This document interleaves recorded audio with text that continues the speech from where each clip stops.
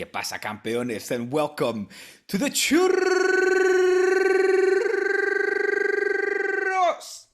y Tácticas podcast. It is Monday, the 11th of April, and the Churros gods have decided that me, yes, the culé, the Barça side of this podcast, gets to do the intro today.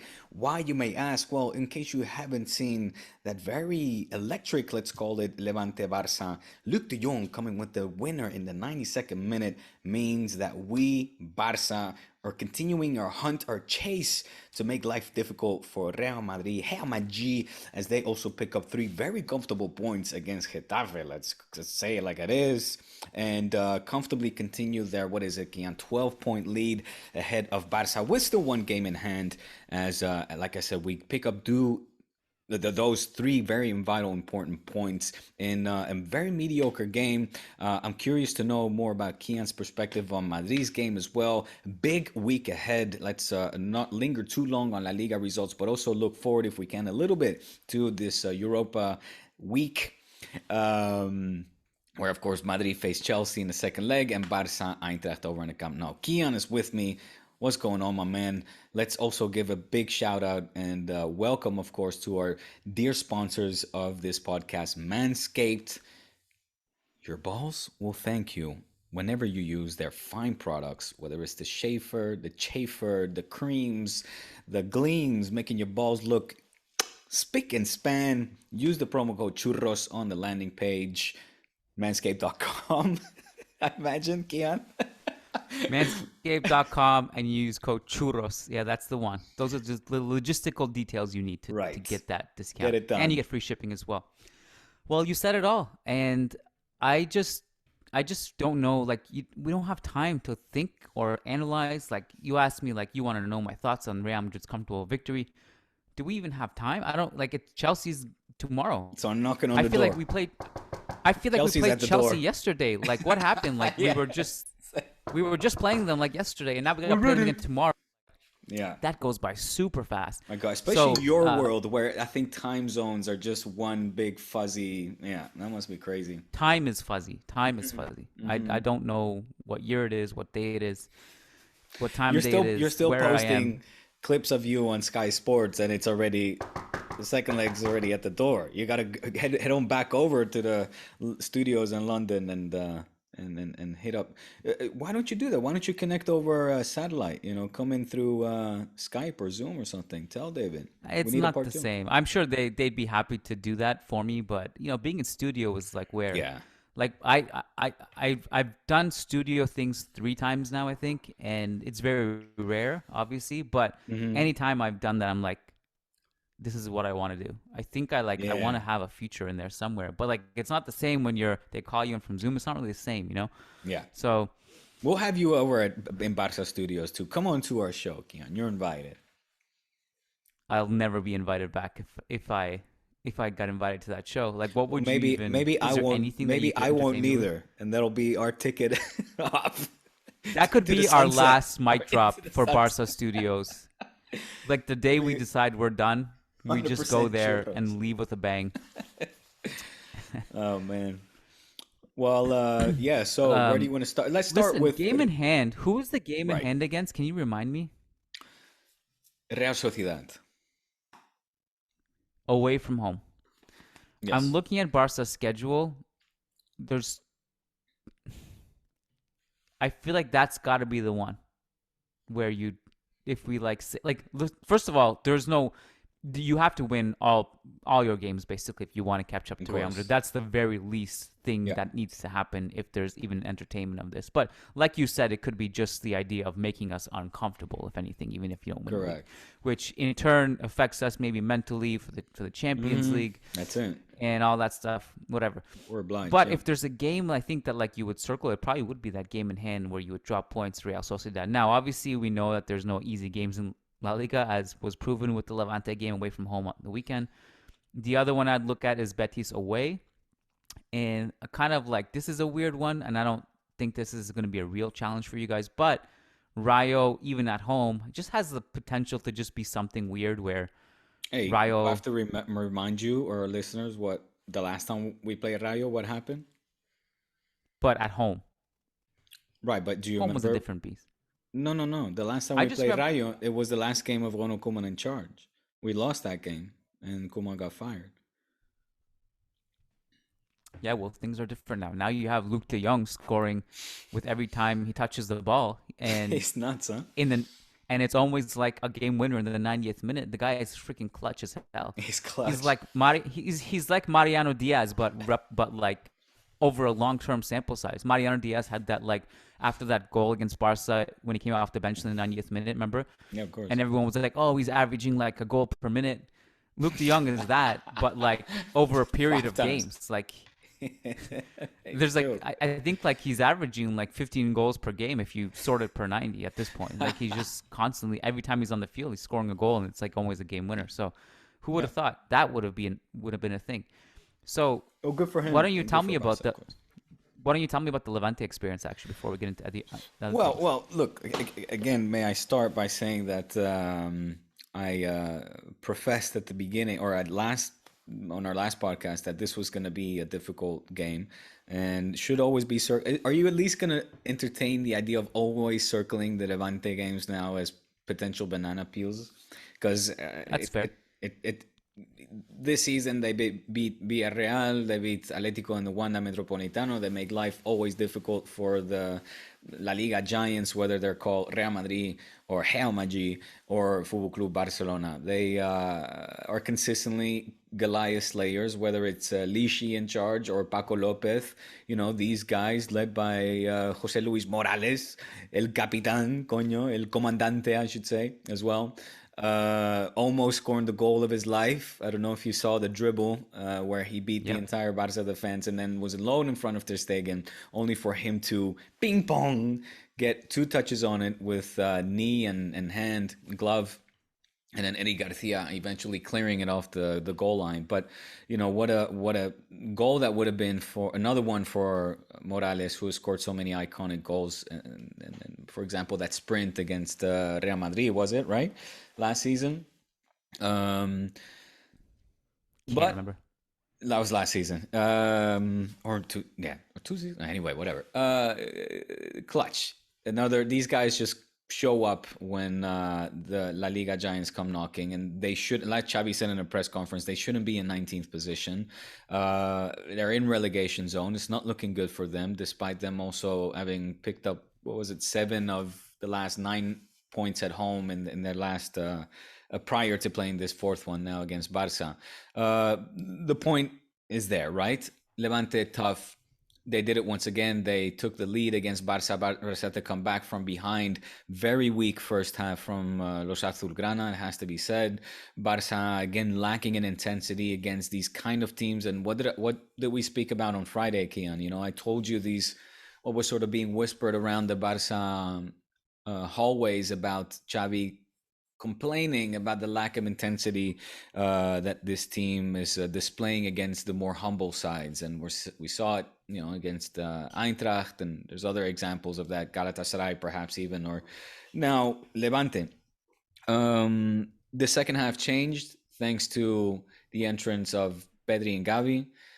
Gavi is an energizer bunny who has got a fire within him that you just rarely see, and you would want that to be hopefully as contagious as possible to uh, precisely those kind of players that approach these games with a more relaxed attitude. Because Gavi is the complete counter opposite, as well as Pedri. You know, the assist provider in this case, Gavi to Pedri for the 2-1, allowed Barca to get the upper hand again, but not before Levante actually had their second penalty called as well, which they missed, of course. I think was it Gomez, Meleros missing, Gomez It was missing the Roger, second. Roger Martí, wasn't it? yes, Yeah. Martí missed the penalty. Correct, sorry. And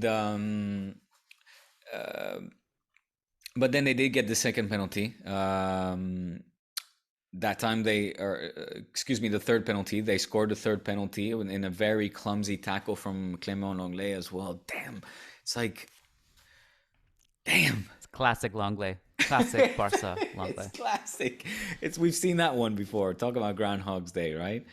Uh, And eventually, of course, thanks to Luke, his intensity and his beautiful Dutch head, getting again a clutch goal. It was Espanyol is the last one I remember. We walked away with a draw, but this time now we walk away with a win. In a very dangerous game for Barça, where we could have dropped points unnecessarily. You know, these games against the Levantes are need to be battled and approached with more intensity, especially at this stage in the season where you just simply cannot take your foot off the gas. Um, and Barça were close to doing so.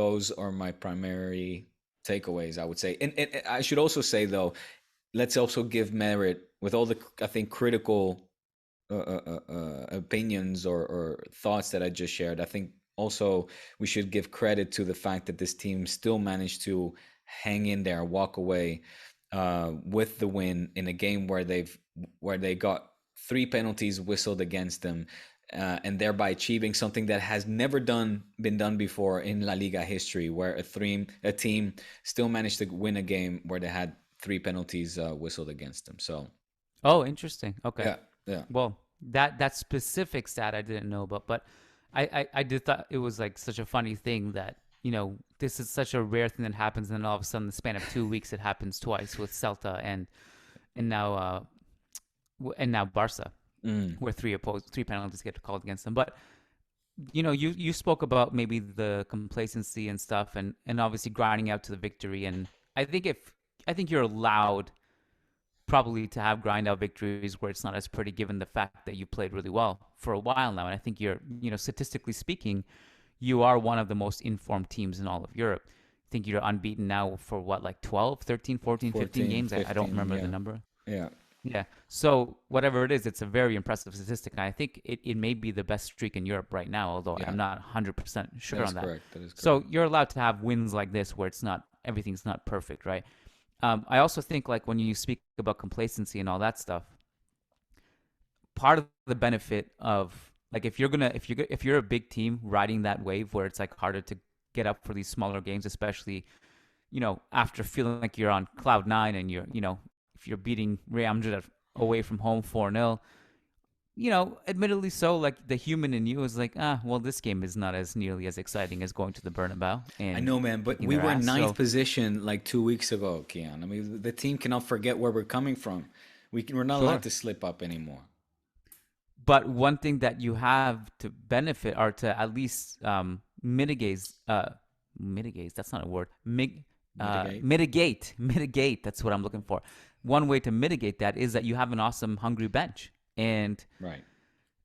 the bench right now is like not. It's not like it's not quite the same as Zidane's 16, 17, 18 B team thing, but you guys have this whole army of bench mob players that come in and they dominate. Whether it's Luke, I mean, Gavi setting up Pedri off the bench yesterday. I mean, Pedri himself also coming off the bench. But, like, Those um, two should start in every game. well, I just assumed Pedri was being rested or He something, was, right? yeah, yeah.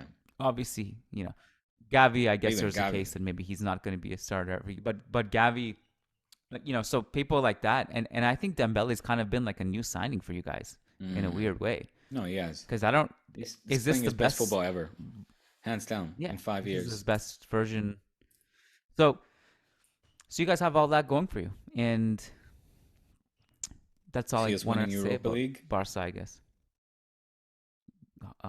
Yeah, 100%. 100%. Which This is Barca now. sets up a very tasty encounter in the Super Cup against, who knows? I don't know. I'm not going to say who it might be, but it could be somebody very interesting. But let's not get ahead of ourselves yet. Yeah, let's hope So that yeah, doesn't happen. that's it. And the other thing now, like, it was everyone could kind of guess that you guys were going to get second place, because there were some doubts about Sevilla and Atletico. And mind you, like, you're still tied on points with Sevilla with a game in hand. But Atletico also, like, we're talking about a big team who can't get up for little games. Atletico is right now the prime example of that. It's like the Mm. Real Madrid syndrome. It's like, we got a Champions League coming up against Manchester City. We're better than Mallorca, but we're just not going to play well at all. And we're going to lose this game and just fall further back in the title race. It was already a pipe dream. Now it's just completely gone. And Barca's probably going to come second. Sevilla probably third. Well, I guess we'll just come fourth. And like that's Yeah. that's Maybe. what Atletico are also going through right now. It's that can't get up for these little games, and that's why they're not winning the league. Is They Madrid was gonna a get up game. for these games, or are they just gonna count on these cakewalks, these walks in the park, Well, like in a it's a great Colosseum? question. Great And question. they have a very difficult schedule. You have a very difficult schedule. I know on top of my head, you still have to face Atletico. You still have to go to Sanchez Pizjuan. You still have Betis. You still face Atletico? I think so, right? I don't know. I'm not fact checking you. I'm just looking at you and nodding. Sure, that sounds all right to me. I don't know these things. Let Betis me check. Um, for but sure. Villarreal, I want to say Sevilla next week. Sevilla next week. Sanchez Pizjuan, like I said. Yeah, Atletico Cadiz, away. Cadiz I'm will I'm still will have to fight for their lives. Betis who will fight for yeah Europe. Uh, yeah. what else you got? I mean I assume. I mean, this is arrogance, but I assume the Cadiz and Betis are the last two games of the season. The league should be done by then, Hmm. Hmm. unless Barca are. By the time we face Cadiz, unless Barca are 6 points behind us, and if Barca are 3 points behind us for the Betis game, well then God help us all. But I don't think I would be. I mean, I would be shocked Of at course. that if we were to get to that stage, right? So those games may not matter that we're talking about. I think the Atletico game will matter. After that, you got Levante, Cadiz, Betis. Those ones may not matter. Levante. May not Oh, matter. this might work. It might work.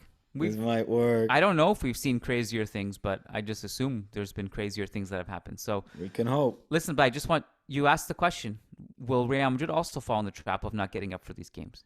Here's one thing that maybe we can take away from the Getafe win. And we're talking about bench players who are hungry because part of the thing with games like this is that you're more likely to get good performances from the bench players who are hungry and the starters are not. The starters can be a combination of tired and just waiting for the Champions League game to come around. But one of the benefits of these young players like Gavi, they're like they don't give a fuck about that. They just want to go out and prove themselves, right? Yeah. Yeah. We had that against Getafe with Camavinga starting over Kroos and Fede Valverde starting over Modric.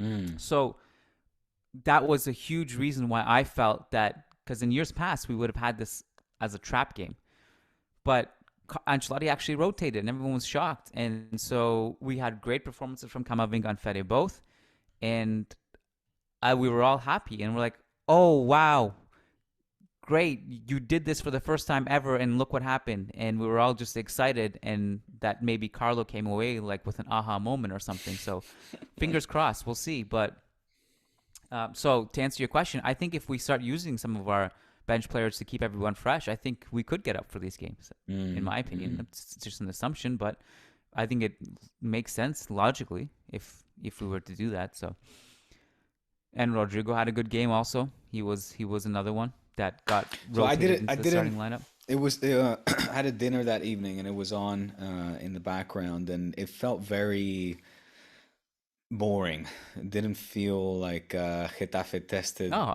guys at I had all. a lot of fun. I guess as a neutral, it was less exciting, but I You really walked enjoyed it away with actually. an easy three, basically. Yeah, I mean, because I think like part of the reason why I was engaged, I think most Real Madrid fans were entertained, was because These Vinicius was kids feeling were himself. playing, right? Yeah, and the kids, yeah, like me personally, right now, my favorite player might be Camavinga, and like Mm. I just love that kid so much. So every time he's on the field, I'm really excited to like just see how he does. I love him so much, like I really do. I even like on the Management podcast, I sometimes get emotional just saying his name. That's how much I love him. He's like, I think he's like he's good. He's like my version. He's like my version of Koeman. What Koeman was to you now. So as a player, obviously, Hey. yeah. That's going too So far. That's so too that's part of the far. reason why I was He excited. cannot be I your love him. Kuma. I love the kid. Well, Maybe he could be like one day, but I think he's like starting to get. I always have like one player that I really love, like more than anyone. of Like, course. and so for me, it was like growing up. It was Raul, obviously, And then Yeah. after that, I think Modric took the mantle. Um, uh, and Bale, it was Bale for a while too. Bale, I really really loved. And now I think Well, it's now Camavinga. it's your So abandoned. I hope Camavinga can stay for a long time. Now it's just a vague acquaintance, a vague memory. Mine right Hey now man, is Ansu. he's gonna play against Ansu, Chelsea. Pedri, Oh, Gavi. Ansu. Those three. Yeah, Yes, yes, yes, yes. But of good course, choices. but Kuman was like my. I mean, again, it was my first jersey, bro. It's still my only jersey with a name on the back. Kuman, you're put Kamavinga cannot be my Kuman. That is, you are a grown man with a father of two kids. You're not an impressionable adolescent or even what was that at the time, Yeah, 9, 10 year old. yeah. Listen, Champions League. What's gonna happen tomorrow? Right? Tomorrow? No, Wednesday. Tomorrow, Real Madrid plays Chelsea. Tomorrow. That's why we're doing the pod today, by the way. Or one of the main Ye- reasons. I didn't know that that's why we're doing it today, but I'm thankful we're doing it today Well, also because because I I got out earlier than I would normally do. But yes, that's one of the reasons. I would like to preview that I though before we put yeah. up the buys. Okay, let's do that. I also really really wish that Villarreal Bayern was not at the same time. Mm. I would just love to, if that was like scheduled 2 hours before the Real Madrid game, I would love to just watch that one in I'm peace. sorry. I'm sorry, Villarreal submarine listeners, if we have any. You guys are going down hard. This is not going to be a contest, I think. Which makes it extra painful because they could have been up more than 1-0 based on how Yeah, the first leg went. yeah, So, exactly. I think they're in for yeah. a beating now. But it's funny because I know exactly where your mind is right now, and it's not to jinx them. You actually genuinely just want every good team in this competition to stay in there just to make Real Madrid's life as impossible as possible. And so I know That's that's not 100% even a correct. genuine That's jinx accurate. attempt. You actually want them to go hard. You want them to go down. Evil son of a bitch. I For want this, not even Lewandowski. for the Spanish football flag. We don't even. Diego's off. This is Churros y Tácticas podcast, man. We I'm gotta support sorry. all the Spanish teams. I'm sorry. It's true, and normally I would, especially against the German side. But I want That's Lewandowski true. to put fucking 4 past Madrid before he signs with Barça. Future Barca signing Robert Lewandowski. Any truth to those I don't know, rumors? man. Well, I mean, I don't know. You hear things. All right, that's for another day. There's not like much to preview for tomorrow that I think that hasn't already been said because like I mean some of the newer wrinkles that maybe haven't been said is that Chelsea's momentum and morale is probably a little bit better now. They're coming off that 6-0 thumping of Southampton. Mm-hmm. Lukaku's injured, so maybe some thoughts that trickled in of Lukaku dominating Nacho in the air are gone now. Yeah. Obviously, not having Militao is really going to be Mm. painful for us. Hopefully, Mm-hmm. not too painful. So you guys really rate him, huh? Militao, Yeah. Militao has had an awesome season, Mm. and we're really really happy with that signing. In hindsight, now I think there are definitely mistakes that he makes, but in terms of a leader, in terms of not backing down to anyone, in terms of his ability to read the game, he's fantastic. He'll make mistakes, and he's made several this season. But look, we went through like half a decade of Ramos mistakes before he actually became amazing. So Right. Right. we also have experience in just I know we're not known for being a patient club, but a lot of our legends had to go through a lot of growing pains and Of mistakes course. before they reached that Yes. status. So we're very happy with him. I don't know how tomorrow's gonna go. Definitely feeling nervous about it. I'm feeling more Nervous? nervous about it.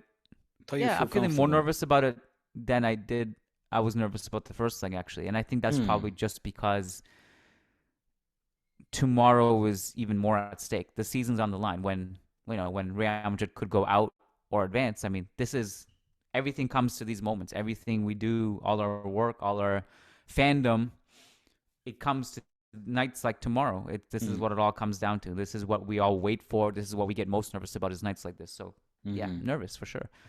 nervous. You never know. Like I see But too many people talking about 2 goals. Like 2 goals is shit all, man. Like you can mm, go into halftime down 2-0 and then score 3 goals in the second half easily. You can score 2 goals in 5 minutes. 2 goals is nothing. I don't see this big. I don't. I'm not confident about just. I I mean, two. agree. It's nice to I have, but it's not a agree. big thing. I agree. However, looking at Chelsea's momentum,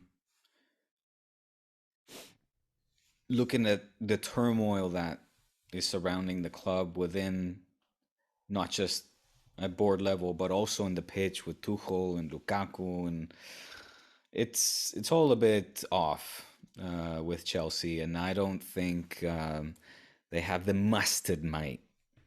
They don't have what it takes to, at this point in time, take out a Real Madrid that has a 2 goal cushion. I'm not saying that they cannot win maybe 1-0. Like Madrid's a better team, Yeah.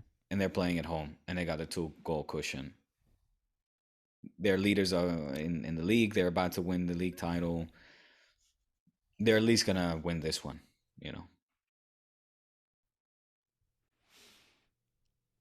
Spoken like a sincere Kool who wants nothing but the best for Real Madrid.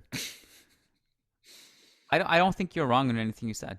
I think the mental state of both teams is different. Although, look, I mean, I can't say for sure. They did just win 6-0. You never know what they could put together for a game like this. Tuchel is still a genius tactician, regardless of what happened in the first leg. He can figure a lot of things out. But I think some of your points are valid, and actually, I think all of your points are valid. It's still in the air for me. There's a lot of variables that go into this, and I just don't know. I don't really know. I mean, I'd be curious. One thing that I'd be curious about, and I don't think Chelsea will. I don't. It'll be interesting to see how aggressive Chelsea will be to start this game. And one thing in particular I want to see is how they work the Reece James matchup. And will they go with four at the back or three at the back? Four at the back seemed to do them better defensively in the second half against us, but three at the back was worse defensively, but also better offensively. So I wonder what Tuchel does there be, and how much they'll chase the game early on. Because if they chase the game early on and Vinicius gets space there, then that's a great sign for us. But if they become a little bit more pragmatic and just try to nick a goal before halftime and not go so gung ho, I think that actually might work in their favor in some way. Because Real Madrid attacking low blocks, that's something that they can struggle with. I don't think Chelsea will go deep anyway, but I think they're capable of having a very solid mid block where they can cut off passing lanes and they can make sure they cover the space in behind the fullbacks through coverage and they have a really good overall press when they want to implement it. So I think, and that wasn't apparent in the first leg because they just were bad for whatever reason. But it's one of those things I'd be interested to know what. So a couple of things. One is, will they go with four at the back or three at the back? How aggressive will they be to start? And Yeah. whether or not you know they'll try to implement a high press or not. All these questions that I have. And I also like if Carlo goes with the first like starting lineup, I'd be pretty happy with that. Obviously, with the one change being Nacho from Militao. And can We'll see. Chelsea capitalize on their chances and be efficient? You know, the That's goals always that, their that question. Always. the chances, right? I mean, this game I didn't see it. I'm going over some of the highlights now, where it seems like Which one? it was a Southampton? yeah, it was a perfect game for Yeah. everybody from Werner obviously It's a good to confidence game. Mount, Alonso, etc. Yeah, um, efficient in their chances on goal, something which they weren't, of course, in the first leg against Real Madrid, where they missed. Well, Lukaku in particular missed those sitters. We'll see. We'll see. Hopefully, like you said, they can come out aggressive early on and have some chances, convert those, start putting pressure on the home side by being up 1-0, and go into the half maybe with a goal advantage. Who knows? Maybe two goal and make this a battle. Make this a knockout round where Chelsea still fight for their lives. Let's not forget. I mean, they're still the European champions, right, at the moment. So never underestimate the heart of a champion. We'll see what they can do. Any love or any hope for Atletico versus Manchester City on Wednesday? Absolutely. Absolutely. What did I say? I thought Manchester you said City. I got United. that right. You did, Did I yeah. say? No, I think I was thinking I about thought I said United. Manchester City, but the way you reacted made me question whether I said the right Because team I or not. thought I was thinking United. I just saw a headline with United, yeah. Anyway, but yes, both ways the answer is yes. It's very interesting battle between what we talked about several podcasts ago. This battle between Pep's vision and Simeone's vision, the 5-5 low block vision versus the initiator and the risk taker. So, who will win? It's gonna be tight, I guess, because Simeone knows exactly what the fuck he's doing in the back and limiting space, attacks. It'll be very hard for City to add to their goal tally in the Wanda, and they'll have to be also quick in transition to stop any counter attacks coming from Joao and company. And It's interesting to see like what Simeone would do because the general feeling will always be that they'll go into a low block and shit house and try to counter, which is obviously on the table. But when you look at them at home, they've always been more aggressive. mm, Whether it's Juve, whether it's Liverpool last season, mm, mm, um, they just Manchester United this season, where they were just literally like just throwing people around and putting the ball cleanly, attack. I mean, it's just at home they're just a different kind of team, and I just wonder if will they do that against that? Like, will they go into bully ball mode? Because mm. I think that that's something that they're great at.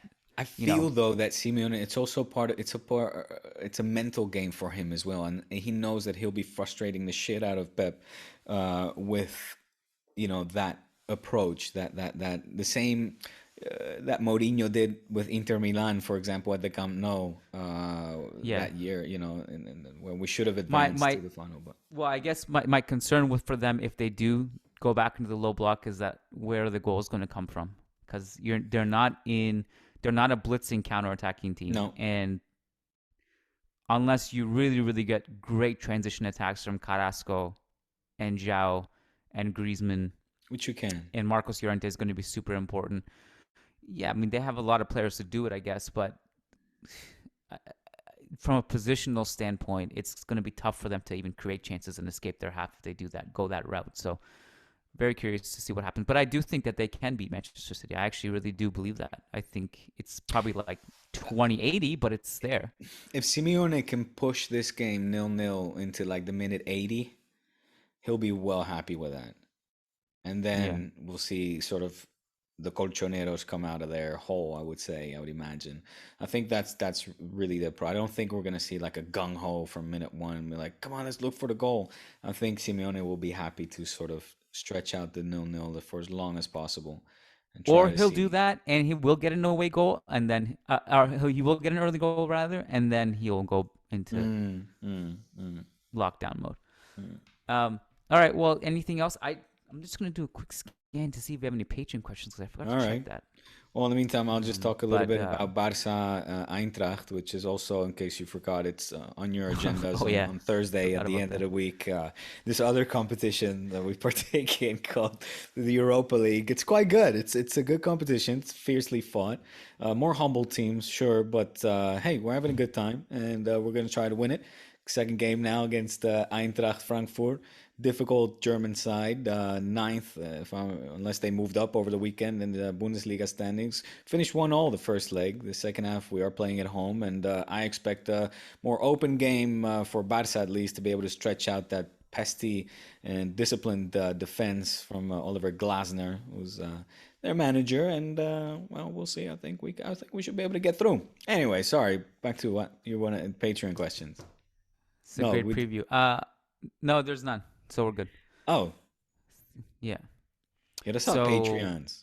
Hit us up. patrons, where you at, man? We'll ask them to submit questions for Friday, maybe, Okay. for our Friday podcast. All right, man. Well, I got a busy day, and you want to go be with your kids, or at least let them back in the house after you kicked them out. So why don't we wrap it here? Sounds good, bud. And now it's starting to get Earth is starting to heat up a little bit, so we can actually start taking advantage of sunshine a little bit. So Oh it's yeah, got to yeah. be. Is it? Well, here, yeah. When the sun's out, it's boing. You feel it. You feel it. That Yeah. has that summer punch already behind it. At least Yeah. spring feel. Yeah. Yeah. All right. Well, you go enjoy that. Enjoy Thanks, all the dude. games this week. There's a lot. Friday's show was going to be a Yeah. banger. So It's if you gonna be like this awesome. content, Yes. we got a Sign bonus. on up. Imagine like all of this stuff we just previewed. Villarreal Bayern that we talked about for 5 seconds. Atletico City, which we talked about for maybe 5 minutes, maybe maximum. Real Madrid good. Chelsea, which we actually did talk about a decent amount. Barça Frankfurt, Diego's expert breakdown there, which was 15 seconds. We're going to talk about all that, the aftermath of all that, but not everyone gets to hear it. Only those who are cool enough to be patrons over on patreon.com/churros y tácticas. And you become a patron Go there and you because get a that bonus Friday, show every week. it's a bonus show, more content with a little bit of extra Yeah. cinnamon spice on the churros. If you catch my drift. Cinnamon spice and heat and raw churros. Dough was literally sticking to the oven. It's still raw on Fridays. So if you want access to those raw churros unfiltered, patreon.com/churrositacticas. Thanks, Diego. I appreciate your time as always. Look forward to chatting with you at the end of the week. Follow us on Twitter at churros y tácticas without the E. At Churros Tacticas without the Y. Follow us on Twitter. E Churros!